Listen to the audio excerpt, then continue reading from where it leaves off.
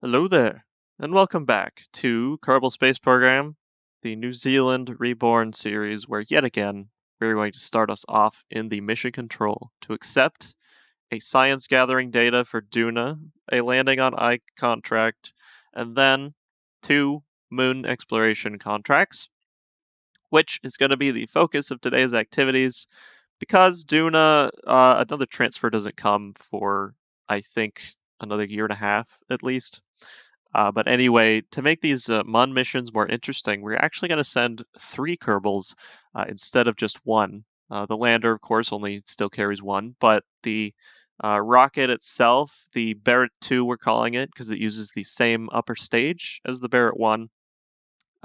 This one uses a liquid methane core stage, which is the first time I'm using it, the first time in this world at least. India and Scandinavia haven't quite caught up in technology yet. Although, at the end of the video, stay tuned. There may be something along those lines with those two nations. So, that's something you have to look forward to. Anyway, this video should be coming out about a week after the last one, which is slightly faster than normal. And it's kind of off topic, but the reason that I have been working on this one faster is because I have had to distract myself earlier in the week because of a very, very emotional, you could say, session for my Starfinder game. For those who don't know, Starfinder is basically D&D but sci-fi.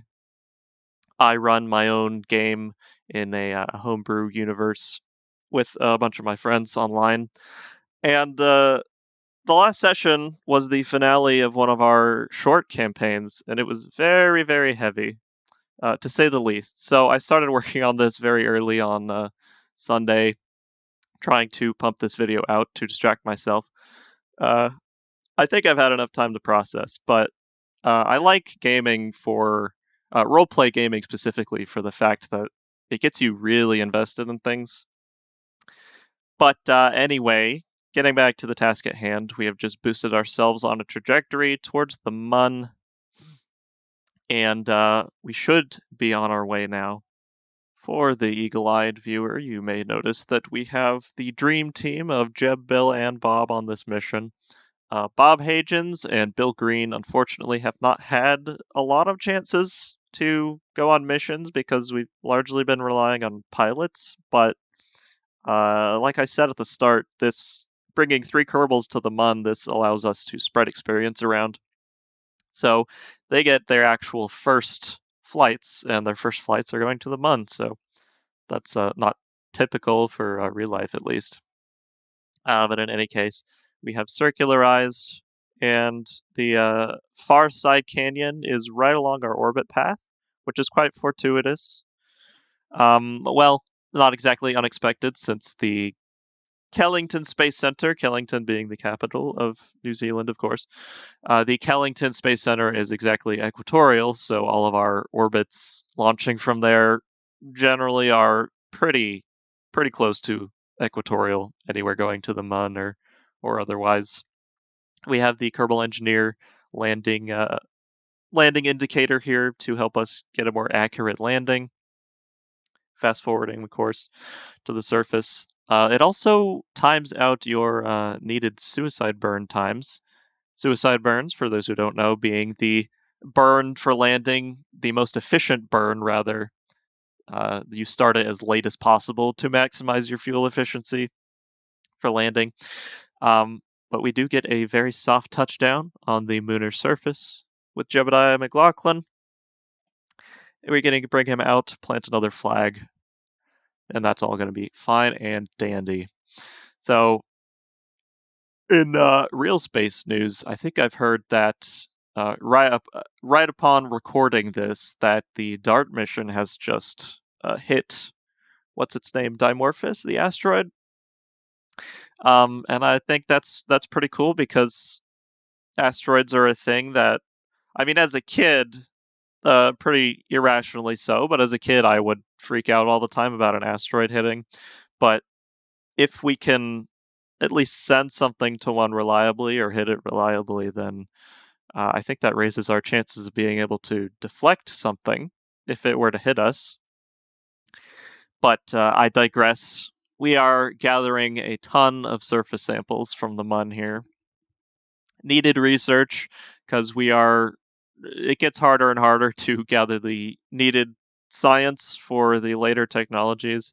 I think some of the ones that we're going to be looking at soon are going to cost 1,000, which, I mean, one Minmus mission lately gets us 1,000, and this is by itself. I think this mission will give us 400 or so. Not Probably not as much as we could get because we can't use the full experiment length of the seismometer, the earthquake detector, on our missions. So there's nothing I can really do about that because we don't have the life support to support a Kerbal staying on the surface that long. We're gonna have to design some probes or something to take over that part of the mission. But I've been rambling quite a long time. We're going in for a docking with the command pod in orbit of the Mun here. Fast forwarding a lot of this usually, but I think I've gotten pretty good at docking manual at least. The technology, I think I show it later, but the technology that allows MechJeb to do automatic docking is not able to be unlocked with the current level of research center that we have. So I have to do all these manually so far. But from the Mun, it is quite an easy burn to get ourselves a intercept back with Kerbin and a trajectory that gets us just enough in the atmosphere to bring us slowly and safely to the ground, leaving the Mun behind here with a nice little screenshot area. And then we decouple the capsule, undeploy the comm dishes, and burn our way through the upper atmosphere to bring ourselves safely back to the surface. Although things get a little bit toasty because we're coming in from a much higher speed because we are coming in from the Mun. But the drogue chutes deploy, main chutes deploy. The data we got from Valentina's crash helped us make sure these are more reliable. But we get out to do a little bit of science on the surface and then recover the capsule. Back in the mission control, though, we're going to accept a contract to plant a flag on Minmus, and then we are going to accept actually our first space tourism mission. Our buyer, his name is Tito. He's not paying for the rocket. He's just paying for a ticket to space. So we're going to throw him in a capsule alongside Svetlana Angelica, one of our new hires for this time around. And we're going to strap the capsule on top of an old Barrett 1 rocket because it's cheap.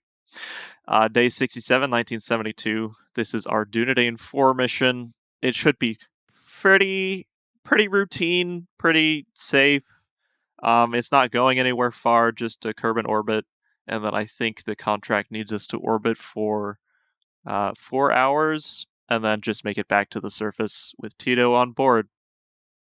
But it's in real life, at least, the prospect of space tourism, I feel like a lot of rich people are going to take up on that, but it's never going to become viable for people in quite a while, at least. Not without major advancements, like for example, if Starship becomes as operational and easy to build as SpaceX wants it to be, then perhaps it'll become cheap enough for, a middle class or upper middle class at least person to buy a ticket to, Earth orbit or even Mars if we want to build a colony there.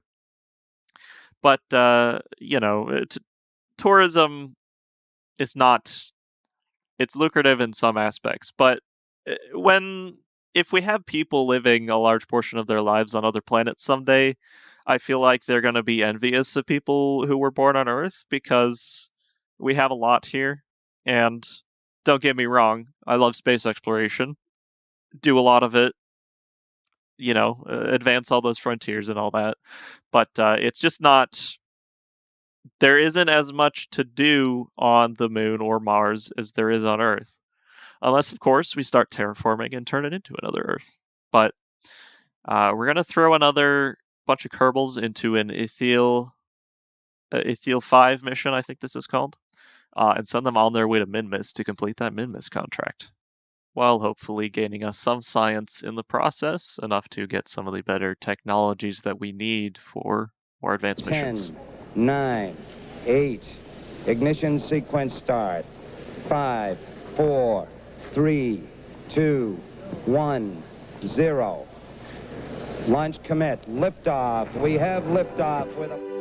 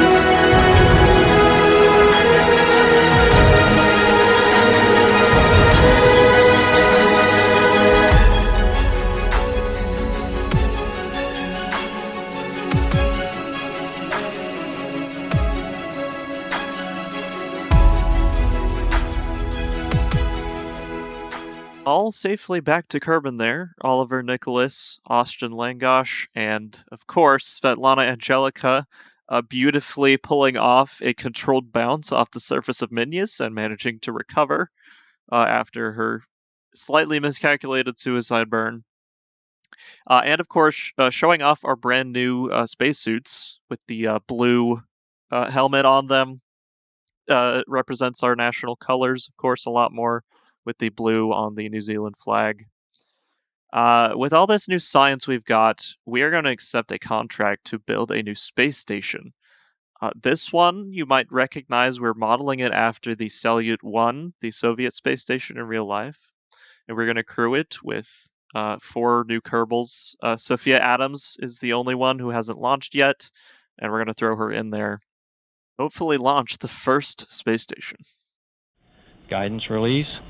T-minus 13, 12, 11, 10, 9, 8. We have ignition sequence has started. 6, 5, 4, 3, 2, 1, 0. And we have a liftoff. Lifting off the pad now, moving up.